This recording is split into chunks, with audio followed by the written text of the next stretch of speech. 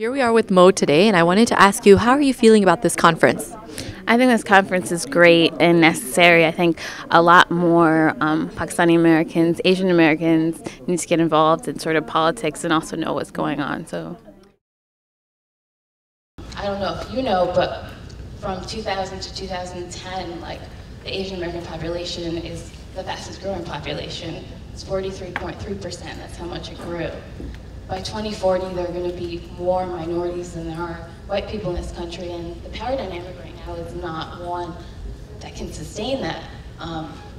So all of you need to sort of step up and also help other minorities kind of step up, because it's when you look at who's in power, you look who's running, you look at who's like in charge, you don't see people of color.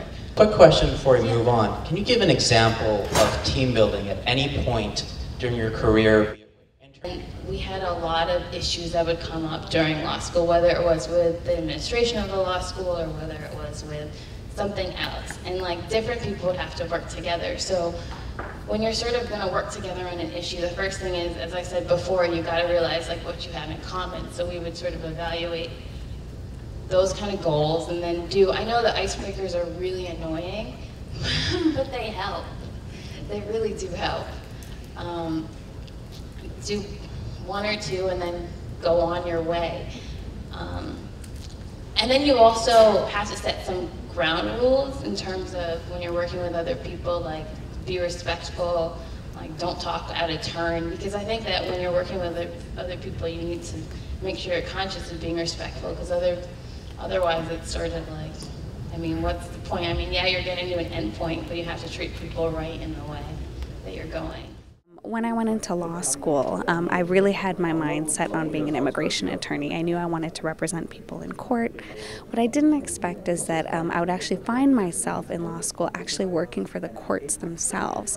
And that was a very interesting experience because it was challenging on the one hand because a lot of what I was doing was drafting orders that were eventually deporting people, and that was very difficult for me to do. So I guess that's one example of how just, taking the path that you may not expect can, in the long run, kind of make you a stronger advocate in unusual ways. Hi everyone, my name is Priya Murthy and I'm the policy director of an organization called SALT, South Asian Americans Leading Together, and thank you so much for coming out to this conference, and I'm really honored to be here. I will say just 3 tips in terms of working with other communities, whether it's on your campus, in your community, or in the future when you go into your career. One thing is that you really want to figure out what values and experiences unite you. Yes, we are very different in this country, but there are some common things we may share from our experiences. For example, in the profiling context, driving while black is different, but it's also very similar to flying while brown. The second thing is that it takes a lot of time, and it is messy. Don't think that it's going to be easy to try and reach some consensus on whatever issue it is that you're working on. Just understand that there's a process that you have to go through, and that's kind of the beauty of this whole experience. And so don't have unrealistic expectations about what that involves.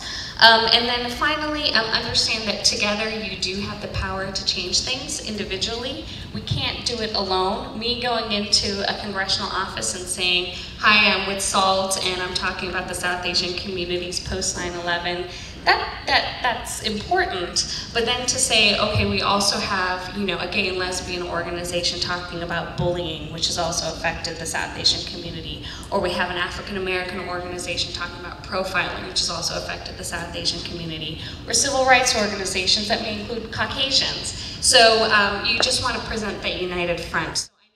Every time you see something, you know what, I'm getting a rush out of this. This is making me happy. I feel a sense of purpose here. Your gut will tell you then. Take a little note of that, and you'll find as you keep taking these notes every day, write down what made you happy, write down what made you give those experiences, and you'll see a pattern developing. Each one of those things, those are those passions and those values that define you, and those are what you need to carry with you and keep looking at every day, every week, saying, this is what's going to guide me throughout my life. I didn't have the problem that Priya did, telling her parents about peace and conflict studies. I was an engineering major, so my parents were loving that down at UVA. But at UVA, I got this taste of something called community organizing. I ended up becoming the vice president of our Asian American Student Union and organized this coalition called the Asian Literature Council, which had about 40 Asian American groups, the entire range, from a Japanese cultural group to a South Asian activist organization to a Filipino organization to the Sikh organization. We were all together because individually we couldn't get any attention on campus.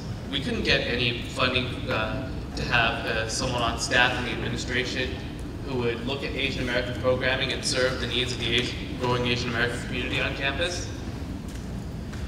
But together we found this commonality and we were able to advocate for a united position to help serve and help take care of the students who came after us. And that's the kind of thing that you see translates on as you move on in your career.